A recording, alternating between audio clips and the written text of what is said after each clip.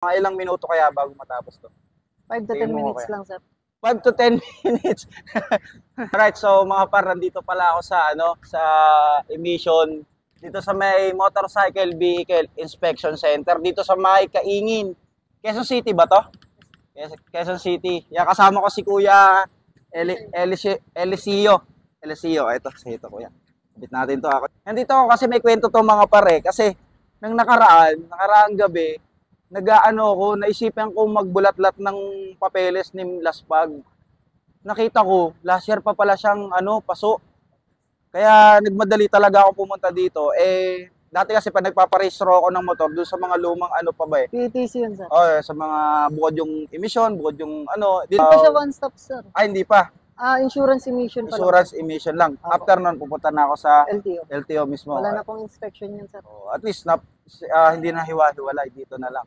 Tsaka, ito yung pinakamadaling proseso daw. Mga ilang minuto kaya bago matapos to? 5 to 10 minutes lang, sir.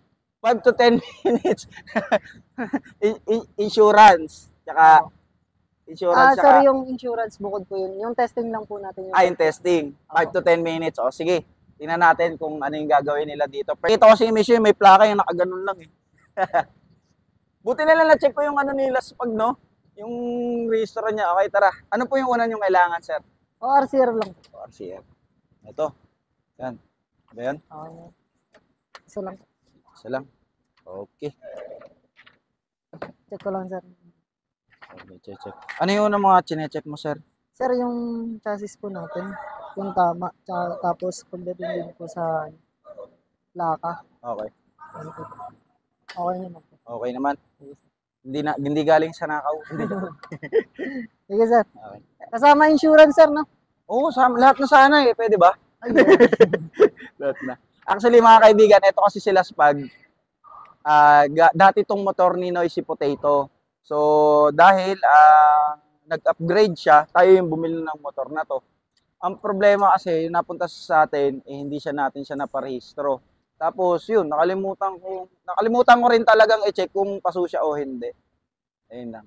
Sir, number po. Pag tinawag po yung number, pwede na po magbayad. Saka share ko na lang po. Waiting area po natin, sir. May aircon po. Tapos meron din hindi sa labas. Okay, sige. Tapos padala na lang din po ng helmet, sir. So, iwanan ko na. Opo. Thank you. Okay, nasa waiting area tayo ngayon.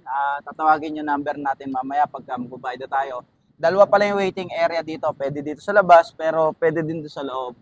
Meron silang aircon dito sa loob eh. Kaya kung naiinitan kayo, pwede kayo pumasok dun sa loob. Okay. Ano tawag sa prosesong yan, tol? Speedometer test kung gumagana. Yeah. All goods naman. Okay. Ayos. So, wheeling. Okay naman. Sa brake, sa front brake. Okay. Front brake yon. Ayos, wala dito eh, kompleto. Sa likod. Talagang advance sila kasi may system talaga oh.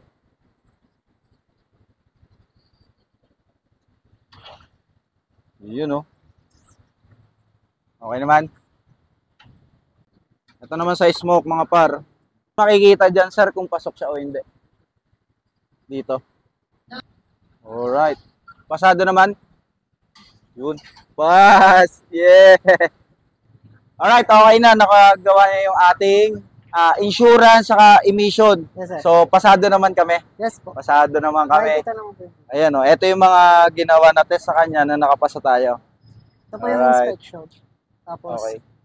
Ito po yung sa brake natin. Speedo, sono, headlight, din sa emission. Okay. Tapos sa insurance nandito na din. Opo, ito na po yung insurance bibigay sa LTO. Number 57. Personal copy. Tapos yung price pala na binayaran ko dito sa emission is 600 pesos, no? Opo. Tapos sa insurance is 500 pesos. Kaya total na ginastos ko dito is 1,100 pesos. Alright, available din dito mga kaibigan ang light vehicle kagaya ng mga sedan, SUV, pickup, pwede rin, no? Yung mga malalaking truck, pwede rin ba? Hindi po. Hanggang 4,500 lang po ang gross weight natin, sir. 4,500 gross weight. Opo. Okay. Kayang i-cater. Ang laki kasi nito, no? Ito lang ba yung may ganito dito? Meron din po kami sa Pasig. Pasig. Meron din po. Sandoval. Oh, yan. Sa mga taga Quezon City, sa mga malalapit dito, ang address lang nila mga kaibigan ay dito sa may Old Samson, Quezon City.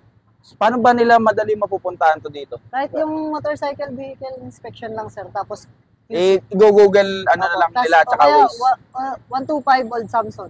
Old Samson. Alright, yun lang mga kaibigan. Hanapin nyo si Kuya Eliseo pagka magpaparehistro kayo ng motor. Alright, punta na ngayon tayo sa mismong LTO.